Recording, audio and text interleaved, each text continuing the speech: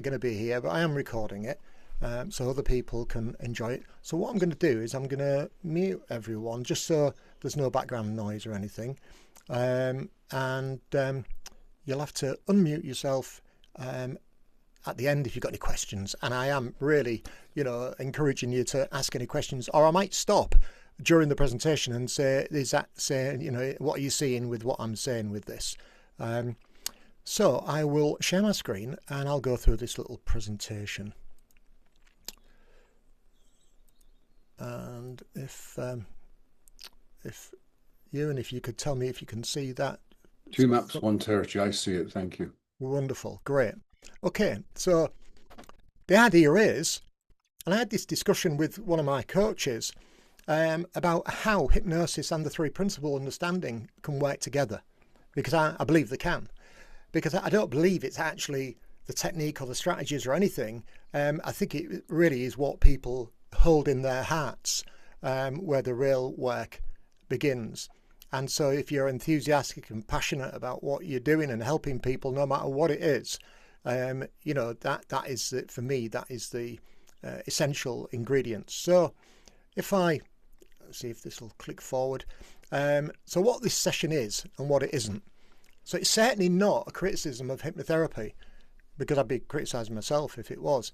It isn't to claim that the 3 principles is superior, and it's not an invitation to abandon your tools, and it's not a technique or a method to add. Now that'll be refreshing for hypnotherapists to hear. Oh God, it isn't another technique. But what this is a question of mechanism. It's a deeper look at how change happens, and I'm saying it up at the beginning. It's a deeper look at how change happens according to the 3 principles understanding.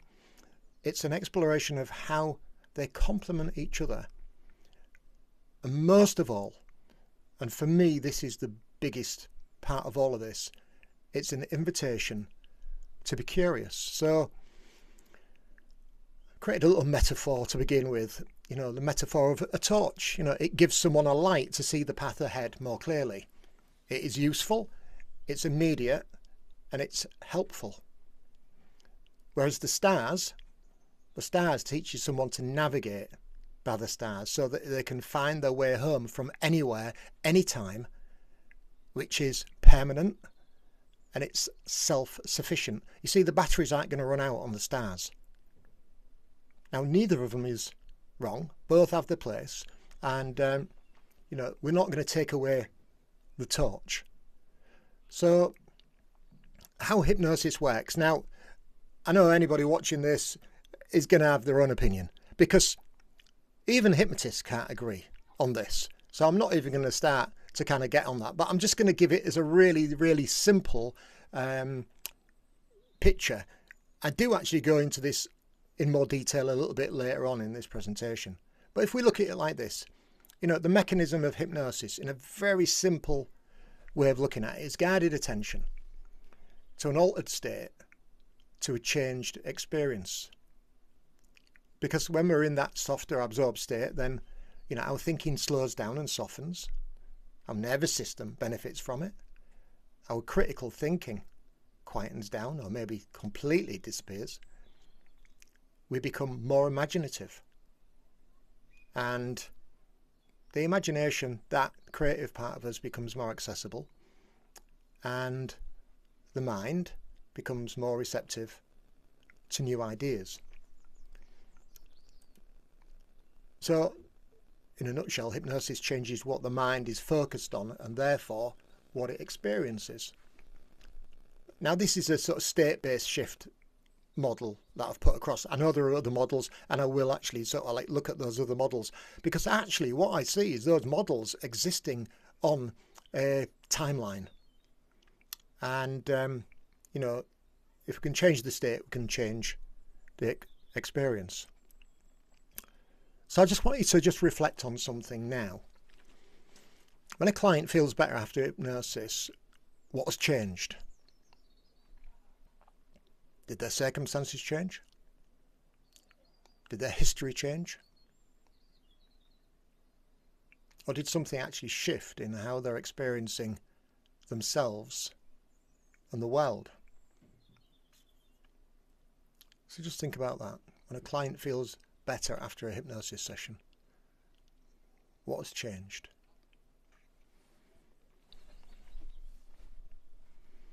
And usually the first thing that comes to your mind is pretty accurate or insightful. So now I'm going to give a really sort of simple explanation of how the three principles understanding works. And again, you know, this is subject to opinion as well, and interpretation. So, the mechanism of the three principles. So, all human experience is created from the inside out, through thought, in the moment. And it's not caused by circumstances. It's not caused by history. It's created from within. So, through the principles understanding, anxiety is not taken as a signal about the world. It's taken as thinking in motion. Old fears can lose their grip, not through processing them, but through understanding where they're coming from. Habits loosen their without requiring any willpower or management, and people stop fighting their own minds, busy thinking, overthinking, which leads to chronic stress, which, in my mind, leads to most dis-ease in people, both mental and physical. So the three principles understanding changes how experience is understood and not just how it feels, because really the feelings are just signposts pointing back to the quality of our thinking. Feelings are a gift. So it's a meaning-based shift, and when meaning changes, experience reorganizes itself naturally.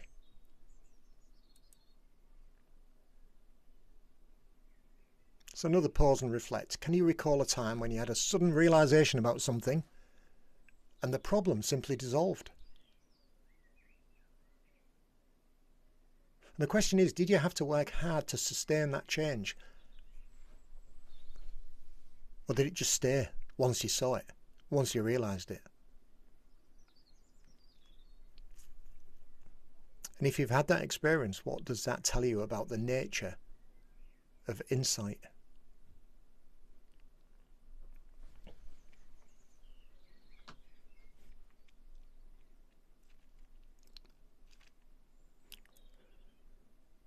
So seeing the difference,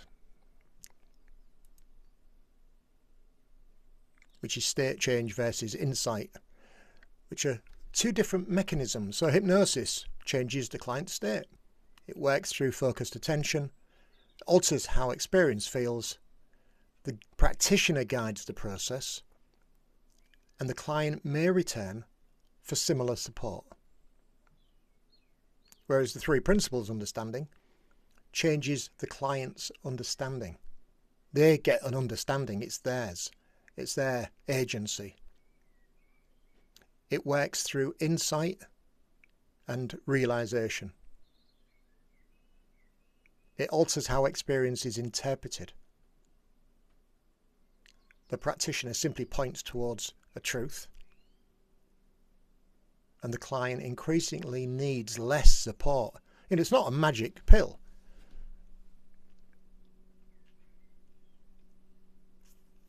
So that's just a description of mechanism.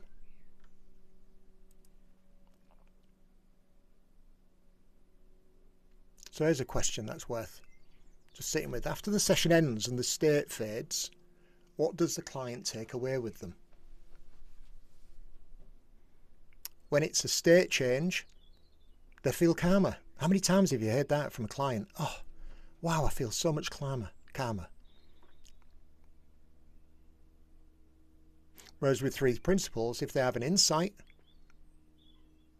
and they realise that, oh, my feelings are coming from thought, not my circumstances. Such a relief.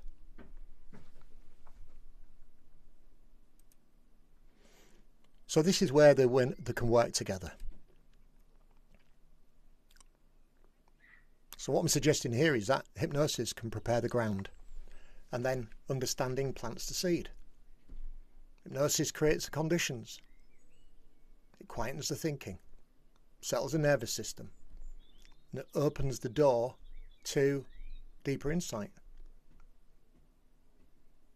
And that insight lands more naturally. And Sydney Banks, the originator of the 3 principles, pointed out that transformation happens through insight, not effort. So if hypnosis creates the stillness, then that's where insight can arise.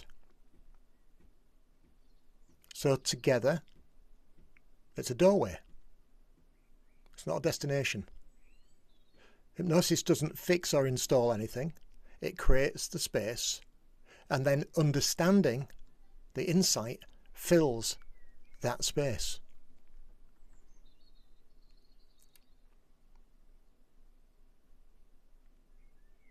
So how it shows up in practice. So you don't have to change what you do, but how you hold it might help it shift. Imagine being comfortable with silence, because that's where insight arises. You don't need to direct it. So it's trusting in that quiet. A lot of people aren't comfortable with silence or quiet, even practitioners. Pointing inward, using language like your own wisdom already knows, helps to carry that flavour of their own innate wisdom, their own understanding. Realising that problems are light. And when the client sees that their concerns are created by thought and they're not permanent, everything shifts because they realise they're not broken. In many cases, it's an identity shift, but a self-identity shift. It's not a label. And number 4, it trusts the client's intelligence, because well-being is innate. It's not something that we install. We are not miracle workers or healers. We're guides. But that intelligence is there for the client always to reconnect with. In the 3 principles, they call it coming home.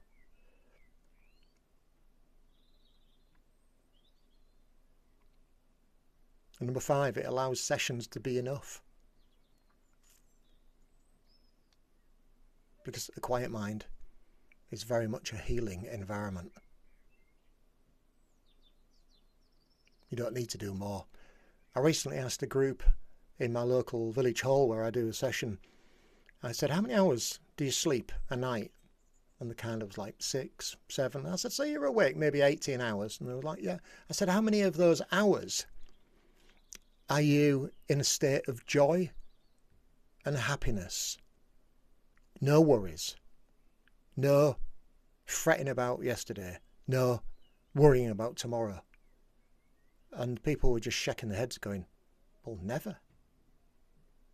That's not a quiet mind. That's a busy mind. And it is certainly a space that leads to that chronic stress and anxiety, overthinking, and, as I said before, disease. So bringing it all together.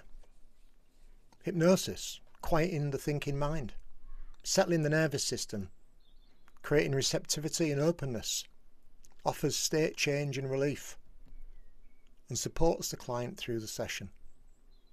And 3 principles reveals the nature of thought itself. It's an education. It shows why the system was unsettled.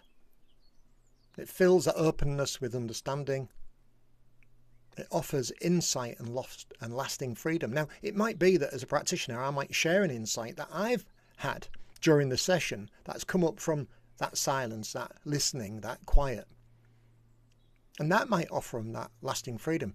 But it wasn't my opinion. It was an insight. It wasn't a technique or a strategy. I quite simply was open to receive it and then to share it. And because of those things, it stays with the client long, long after.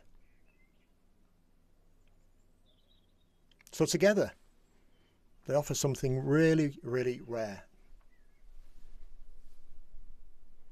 It's a path that works in the moment and it keeps on working. So just a little group discussion here, and I'll do it while I'm still sharing the screen if people want to unmute themselves, to share an example from your practice where a client had a genuine insight and what seemed to allow it, or what would change in how you talk about your work if you described it as creating space for seeing rather than a technique for change. Or maybe this will appeal to you more. Where do you feel resistance to any of this? If you feel any resistance to any of this, and what that might be pointing to. So yeah, if anybody wants to share it or just to open this up for a discussion, it's not about getting anything right or wrong or defending anything. It's just, I'm putting this out there as being possibility.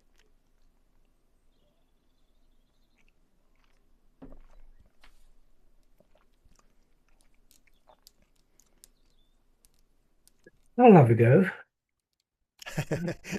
It sounds like the coconut shy. I'll have a go. Thanks, then. Where Mr. Banks thinks of mind as universal intelligence, and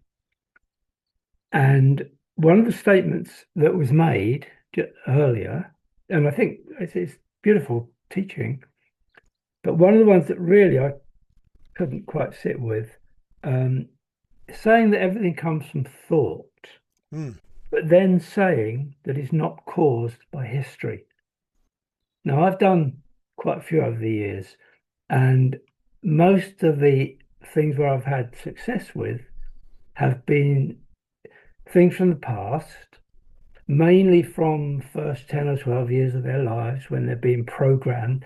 And it's what I consider to be the subconscious mind. Mm-hmm. Now, is that a different sort of mind that the principles talk about, where they say it's not caused by history?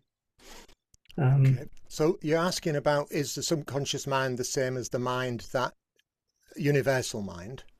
Yeah, it's a two-part thing, really. Yeah, that's first part. So I would say that all intelligence is mind. So whether we're aware of it or not, it's mind. We're not aware of our hair growing while we're asleep, but that's mind. That's universal intelligence. Yeah. We're not aware of a lot of things that we do, cells, generating, things like that. Those are all happening on a level underneath our consciousness. And when we think about the three principles as being, mind, consciousness, and thought, then I guess everything that is happening as far as the intelligence of the human being and what it's connected to is mind. So I would say that is, it is all the same thing. And so the second part of it was that you weren't quite sitting with was the history thing. Yeah, totally. Okay, right. So the principles, and this is my understanding, and I can only share what I see. I'm not talking from a textbook or anything. The principles, as I see it, when it talks about the not from history, what it's actually pointing to is the fact that our past only exists in this very present moment when we think about it. It cannot exist other than in the present moment when we think about it. We bring it to life when we actually think about it. And when we think about it, so say a thought comes into your mind that kind of disturbs you a little bit, and it's about, say, a relationship. Yeah. And it's a relationship that was painful. Well, then if you hang on to that thought about that painful relationship, then the thoughts that the experiences that you've had in the past will join that party. So they're habitual thoughts about the past. and they come along because they're invited. Because the minute you start to hold on to that negative thought, then it has an energy of attraction that brings the experiences from the past into the present moment. Again, it is in the present moment. It only lives, it's only got any life in the present moment. And then consciousness comes in and does a fabulous job. You know, consciousness comes in and makes it all real. Lights, camera, action, you know, Dolby surround sound. Let's make this seem as real as possible, because this is where thinking is pointing to. And so, you know, that old saying, you know, where attention goes, energy flows. Well, it's a bit like that, I guess, in a sense, as I see it. And so, you know, the past cannot hurt us without us thinking about it. And it's when we think about it that it becomes, and then when we think about it, it has an emotional charge, because feelings come up, and those feelings are letting us know that our thinking is off, and that we're we're renting space to those gremlins, and they're going to hang around if we're renting space. And not only are we renting space, we're actually feeding them more food, i.e. we're thinking about it even more. We go in that spiral of thinking. And I guess that is where the whole thing about it not being a history, it's about us revivifying it, reviving it in our thinking in this moment, because we're not experiencing it in the past, we're experiencing it in this very moment through consciousness, through our feelings. And I guess that is kind of the that is the picture that Sydney Banks is painting. But is not our present totally controlled by our upbringing? I mean, you get a child that, you know, mum and dad kicking shit out of them, and everything they do is wrong, and they're very negative, and they're told they're failures, but how can they suddenly let go of the whole of that history, and that the opposite person who's brought up a very loving family, everything's great, they're encouraged to have pleasure, have love life, and how can that not be such a powerful control? I mean, but to me, it's the basis of, done it for a few years, but the basis of total therapy to me is changing the old pattern. And the subconscious mind I always think of as a computer. I mean, it's the most wonderful computer, but it is a computer. When the baby learns to walk and talk, and it's all computed back in there, when you learn to drive, it is a computer, amazing computer.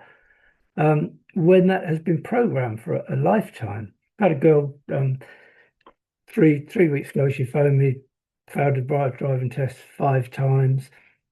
And when I went into the background, the parents all put her down. Her dad had left mum when she was a certain age. It was all trauma. And every time she went to do anything, she said, I'm a failure. And I worked with 2 really good sessions, giving her affirmations and stuff, building up her confidence, telling her how great she was feeling. Did a couple of free sessions. I was so caring about this girl and the way she was. Anyway, she phoned me yesterday. She passed her test. Wonderful. Now, to me, it was dealing with all the horrible stuff that she'd had. That gave her such a all my kids are very positive and love life, and they're successful because they've had a good upbringing, a loving upbringing. And I see so many young people that, well, have, you know, really bad time. So I don't think it can be quite as simple as saying, well, it's the present right now. I mean, the principle's lovely, and it's just that one thing to me, not caused by history. It's only a thought. It's only my thought, my thinking. I like yours. Yeah, and what I'm curious about though, you just said you can't. It's hard to sort of see it as being about the present. Well, everything's about the present, but I can't see that it can't be a control on the present. Anyway, let somebody else talk. No. Well, I've got something to share with you there actually, because something just come to me. I was at the gentleman's barbers in the local village, and Janet in there was chatting about philosophy, because she reads stuff, and she loves people, and she has conversations with people every day. And she says to me, Kev, you're into sort of philosophy and psychology and stuff like that. A lot of people put them both together, don't they? But so I said, yeah, what are you thinking on? She went, well, answer me this question, because I can't work it out. She said, me and my sister lived the same life. Our parents, they were bad parents. We had a terrible experience, and we really did have some trauma in our childhood. And my sister, and I think this woman's about 60, she goes, my sister still bangs on about it today and says it's why her life has been so shitty. And she went, it's in the past. I said to her, for God's sake, haven't you let go of that yet? I don't even think about it anymore. She said, I've got a lovely life. You know, I'm married, I've got 2 daughters. You know, she says, your problem, she said, I think her problem is that she focuses on the negative too much, and it's polluted her mind. And I just thought, at the time, well, there's a really lovely kind of an example of the principles in action, where she actually said, my sister thinks about it a lot and she spends a lot of time. Now, Citibank said that negative thinking isn't the opposite of positive thinking. Negative thinking is a disease of the human mind. Positive thinking is a spiritual energy, not the opposites. And when we have that negative thinking and we're focused on that negative thinking, then it's like rust and it will sink the biggest ship. But that positive thinking, being the spiritual energy, will lift people's spirits. And so it's not about, so what he's saying is it's not about the past, but it's how we relate to the past. So you're not wrong in what you're saying. And what you're helping, I guess, in a sense, is that you're helping her to reframe the past as well. So I'm in agreement with you. I guess it's in a different way of looking at it. But if I meet a client who comes to me and says, "Oh yeah, I'm really struggling with alcoholism," I have no preconceived way of looking at this is to do with her past. I would never go in with that frame of mind. I would just go in with a clear mind, curious mind, but not kind of like think, this must be something to do with her past. I would just have a totally clear mind on it, and I'd be curious, and I would ask curious questions. That is where the beginning of therapy comes, isn't it? They actually tell you what and how, and as much as they can. And a lot of psychology is about nature nurture, where some of the stuff is inherited and some taught. But I still think that, well, I've said it, just that totally negative upbringing is and that's our job as therapists, I think, to actually change that around, change that actual program. Well, so I would say our job is to help the client to see how they're getting caught up in their thoughts. Exactly. And that's what's causing them the misery. So I wouldn't see it as my job to change anything. It would be my job to point them in the direction so that they have an understanding and a realization. And then once to see the truth, it's kind of like the facade falls away and what they've built up falls away. And then it's their own agency, it's their own innate well-being that comes along and realizes that Citibank's famously said, we would all be happy were it not for our silly thoughts. Now, that doesn't just apply to somebody being stressed about a driving test. That applies to, someone who has been diagnosed with bipolar. There's no exceptions in that. And that's how I've sort of come to understand it and to see it, that it is a wonderful way of accepting people, how they show up, and then exploring it from there. Yeah. No, thanks for that, Den. That was really good. Yeah. No, thank you. I hope I answered it as well. Beautiful, but yeah. Sharon. I had a client. I'm still working with a young girl, exam nerves, and we chatted for quite a long time. But part of a session, I did a control room for her, and afterwards, she had a light bulb moment and said, I didn't realise I could control my thoughts. And, when we had the discussion, I said, of course you can, they're your thoughts. She's come on leaps and bounds. As soon as she realised that she was in control and they weren't controlling her, Yeah. she's fine. She's probably half the number of sessions that she's going to need, to be honest, because she's just accepted it, that these are my thoughts. I've got control of them. I can do what I can do. They can do what I say rather than me doing what they're saying. Yeah. And yeah, she's really in control now.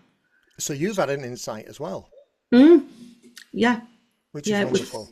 It was really good to sort of think about it. And I did say to her, well, if somebody came in your living room and sat down and sat on the sofa, would you allow them to stay there? You don't, if you didn't know them. And she went, or if you hadn't invited them. And she went, well, no.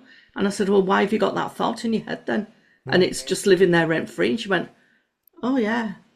And you could see it was just like, I've got this. It was brilliant. It was lovely. Got a choice. Yeah. I mean, and we all get caught up in our thinking. Yeah. That's there's no, if I do this over and over again, I'll be free from that. No one's going to be free from it. Yeah. It's a lifetime of growth. And there is no sort of definitive sort of, I'm at the state of, nirvana or something like that. It is part of the human operating system, is that when we realize that we're living life from the inside out and not from the outside in, then it gives us a huge amount of, well, so many things come back, like the confidence that we've covered over with insecure thinking. But when people sometimes talk about, I need to gain confidence. Well, my answer to them straight would be where you never lost your confidence. You were born with confidence, but you believe otherwise. And it's that insecure thinking around their abilities. There'll be times when somebody's really, really confident about a certain thing, and then they're not confident about another thing. Now, you can't not have confidence, blanket, can't have confidence and then be confident in one thing and not another thing. It just means that it's kind of like it's turning up when the conditions are right. Well, the conditions are perfect when thinking drops and the insecurity drops, and we just return home to our natural state of confidence. And it's our thinking around it that holds us back. But it's not something to add or to be bought. It's quite something to be uncovered that has been buried by our thinking. And that's why I really love, as you can tell, the 3 principles, because it's got such a lovely, simple way, and it doesn't feel confusing to the clients. I've never had a client go, I have no idea what you're talking about. But the minute that we start to talk about, even talking to people about the unconscious can really make them kind of go, am I stupid? I don't understand what that means. I would never want a client to start questioning what it might mean. And if I say universal mind or mind, and I wouldn't talk in that language to them, if I was to say your intelligence, that you have natural intelligence, just like you grow your hair while you're asleep, you are part of that. We're all part of that. We've all got access to it. No exception. Nobody's got more. When I hear people say, oh, I've got a friend who's really spiritual, and I'm like, you can't have anybody who's more spiritual than anybody else. If you're saying that they wear a t-shirt with an ankh on it and they've got a tattoo because they've been to Bali and they've done things like that, does not make them spiritual. That's spiritual tourism. We're all as spiritual as each other. That is, it's a level playing field. And I just find it really, really refreshing. I really do. But yeah, that's great that she had an insight, you had an insight. Yeah.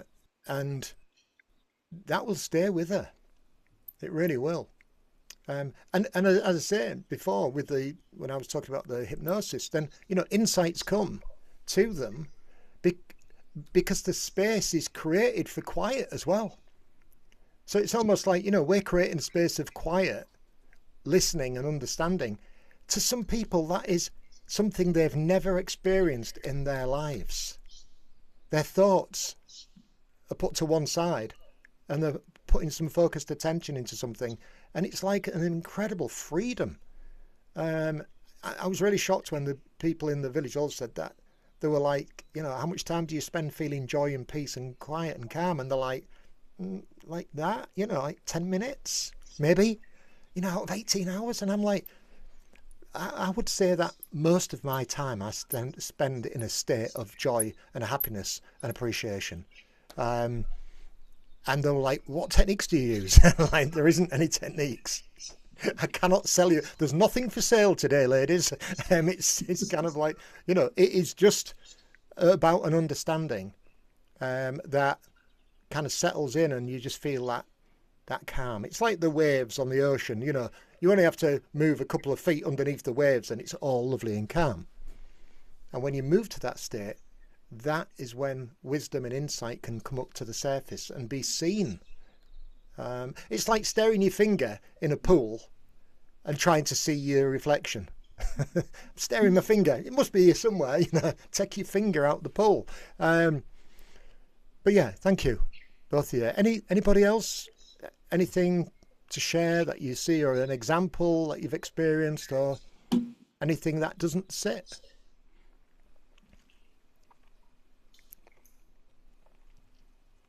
Michael's quiet.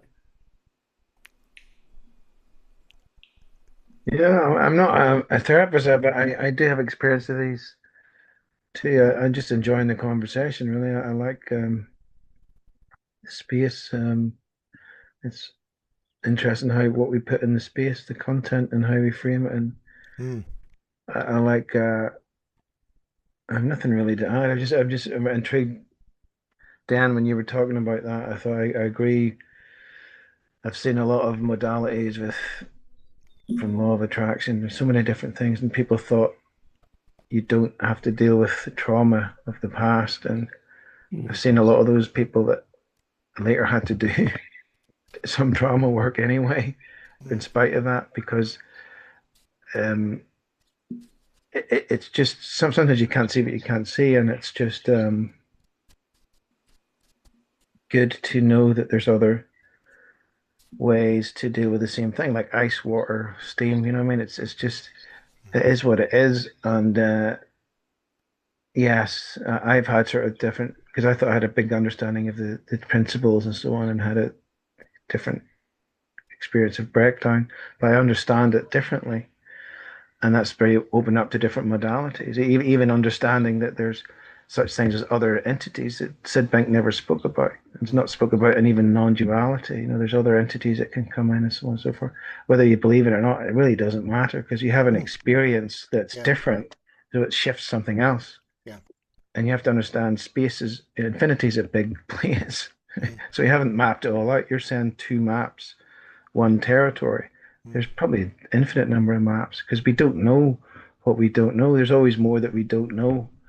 And that's why I think we tend to get into arguments unnecessarily because of that, because people are only going about what they know, which is, again, history and so on. It's like, well, you don't understand this. This place is way more mysterious than Sid understood. And people arguing over that and the principles about the non-dual stuff, and then using the ego because I've got a big. Just like, oh, that's why I left the whole thing. I thought, I'm not interested in this. Yeah. But the thing is fascinating because it's human experience. But we're just groping around in it, and as you say, trying to have fun, realizing we're doing it to ourselves. Yeah, I think absolutely. And the thing that come to mind then, Michael, when you said that, was about that we as human beings tend to take life way too seriously. Yeah, we can. Yeah, definitely. Yeah, and it's like, I know I do, and it's kind of like, and when I do, I get caught up in my thinking. And I'm like, whack on the side of the head. Oh God, got caught out. I'm just, I'm just taking life too seriously, and not relaxing. One of my coaches says to me, "You got to learn to be lazy." And that's kind of like counterintuitive, isn't it? Everyone tells you got to work hard. She's like, you need to learn to be lazy and take life less seriously. And I'm like, well, thanks. Is that permission? And she went, no, you give yourself that permission. But yeah, it is. And there are divisions I know within the three principles.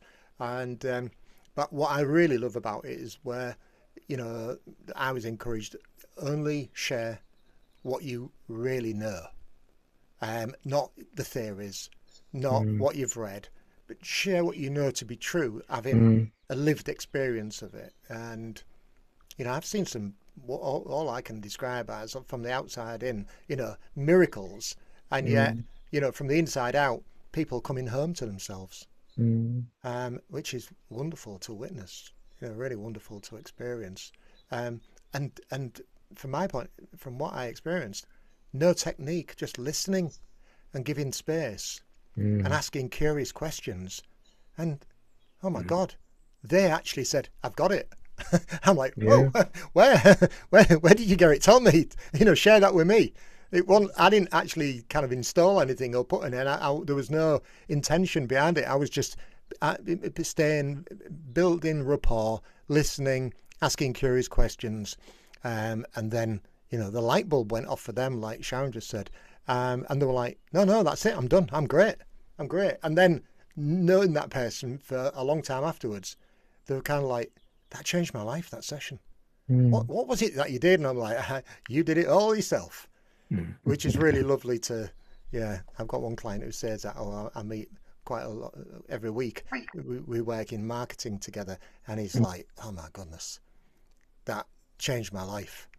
You know, worries less, doesn't take things seriously, don't get paranoid about things, you know, just being in business, it's easy to get a bit paranoid about stuff and staff and stuff like that. And he's just almost become a little childlike in a sense. And I don't mean that childish, but almost kind of there's that innocent curiosity and fun.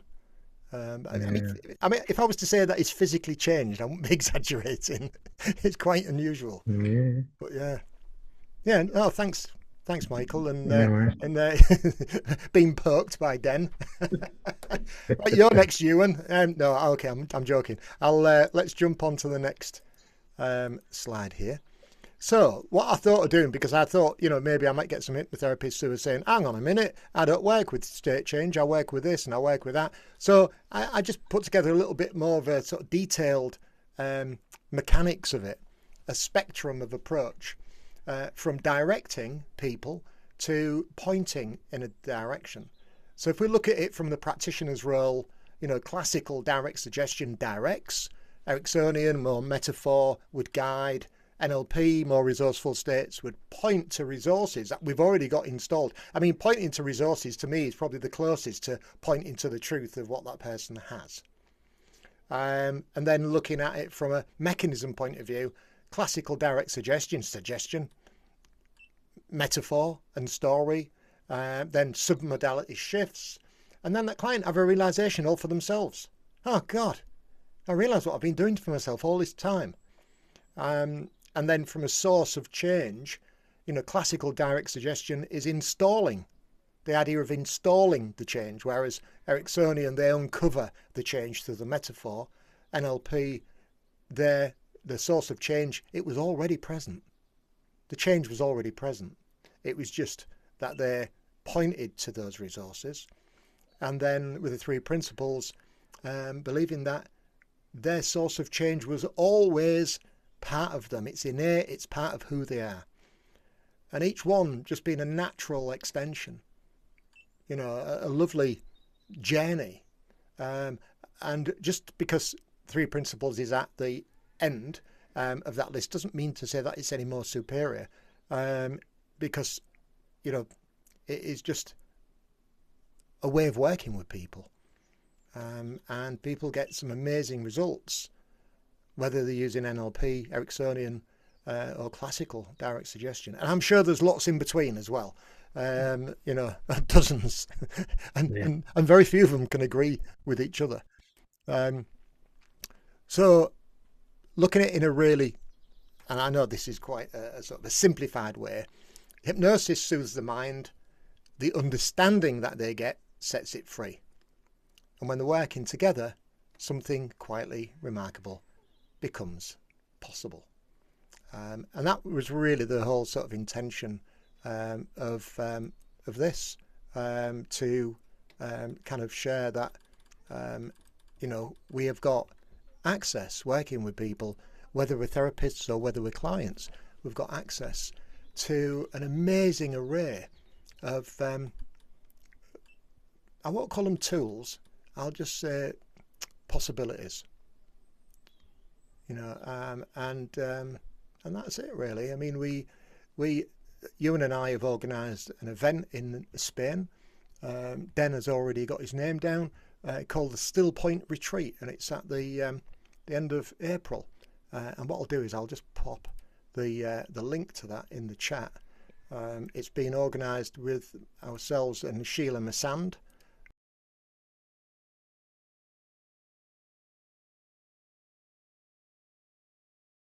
Are you a therapist or business owner feeling stuck, tired of chasing the next strategy, the next technique, the next solution?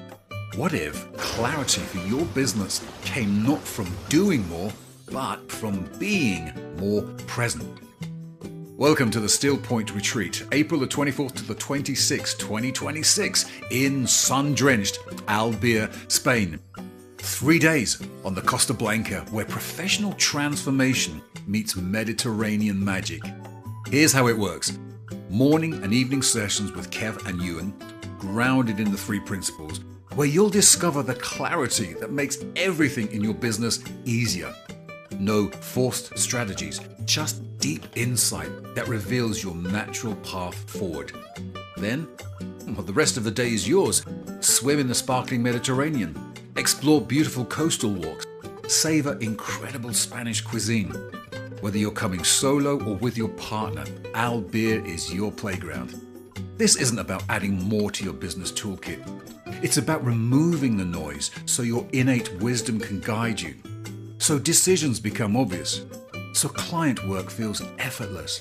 So your practice thrives from presence, not pressure. Perfect for solo travelers seeking clarity and community, or couples wanting to reconnect while gaining business insight together.